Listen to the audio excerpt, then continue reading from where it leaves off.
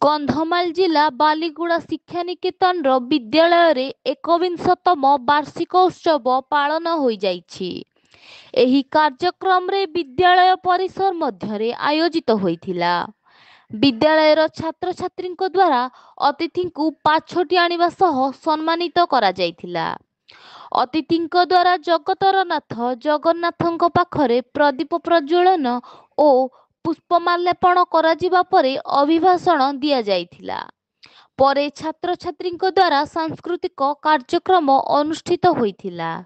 କାର୍ଯ୍ୟକ୍ରମରେ ମୁଖ୍ୟ ଅତିଥି ଭାବେ କନ୍ଧମାଳ ସାଂସଦ ସୁକାନ୍ତ କୁମାର ପାଣିଗ୍ରାହୀ, ମୁଖ୍ୟ ବକ୍ତା କନ୍ଧମାଳ ବିଜେପି ନୂତନ ଜିଲ୍ଲା ସଭାପତି ପଣ୍ଡିତ ବିଶି ମାଝୀ, ସମ୍ମାନିତ ଅତିଥି ପୂର୍ବତନ ଜିଲ୍ଲା ସଭାପତି ଜଗନ୍ନାଥ ସାହୁ, ରାଜ୍ୟ କାର୍ଯ୍ୟକାରିଣୀ ସଦସ୍ୟ ପଦ୍ମ ଦାସ, ବାଲିଗୁଡ଼ା ଉପଖଣ୍ଡ ଆରକ୍ଷୀ ଅଧିକାରୀ ରାମେନ୍ଦ୍ର ପ୍ରସାଦ ପ୍ରମୁଖ ଉପସ୍ଥିତ ଥିଲେ।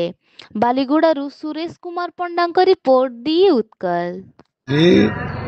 ଶିକ୍ଷା ନିକେତନ ବାଲିଗୁଡ଼ାରେ 21ତମ ବାର୍ଷିକ ଉତ୍ସବ ଅବସରରେ ଅତିଥି ହିସାବରେ ମୋତେ ଏଠିକି ଡାକିଥିଲେ। ମୁଁ ଅତ୍ୟନ୍ତ ଖୁସି ଯେ ଅନୁଷ୍ଠାନ 21 ବର୍ଷ ଧରିକିରି ଯେଉଁ ପ୍ରକାର ଝଡ଼ଝଞ୍ଜା ଦେଇକରି ଗତି କରିକିରି ଏ ଅଞ୍ଚଳରେ ବହୁ କୃତି ଛାତ୍ରଛାତ୍ରୀ ନିର୍ମାଣ କରିବାରେ ସକ୍ଷମ ହୋଇଛି ଏବଂ ଖାଲି ପାଠପଢ଼ା ନୁହେଁ, ଜ୍ଞାନ ଆଉ ଚରିତ୍ରର ସମ୍ମିଶ୍ରଣରେ କିଭଳି ବ୍ୟକ୍ତି ନିର୍ମାଣ ହୋଇପାରିବ ସେ ଦିଗରେ ଏ ଅନୁଷ୍ଠାନ ତତ୍ପର ଅଛି।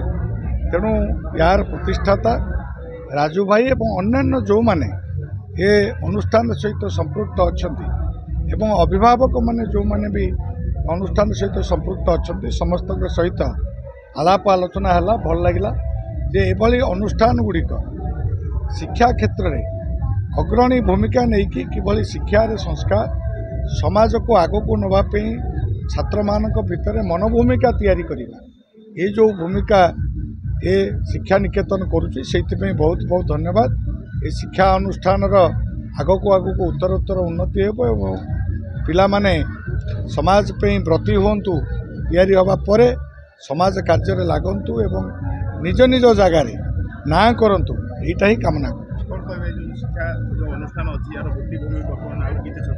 ଭିତ୍ତିଭୂମି ସବୁବେଳେ ଆବଶ୍ୟକତା ରହିଛି, ଯାହା ଯାହା ଆବଶ୍ୟକତା ରହିଛି ତାକୁ ପୁଣି କିଭଳି ଭାବରେ କ'ଣ କରାଯିବ ସମୟକ୍ରମେ ଆଲୋଚନା କରିକି ଗୋଟିଏ ପରେ ଗୋଟିଏ ଭିତ୍ତିଭୂମିର ବିକାଶ ପାଇଁ ସବୁ କଥା କରାଯିବ।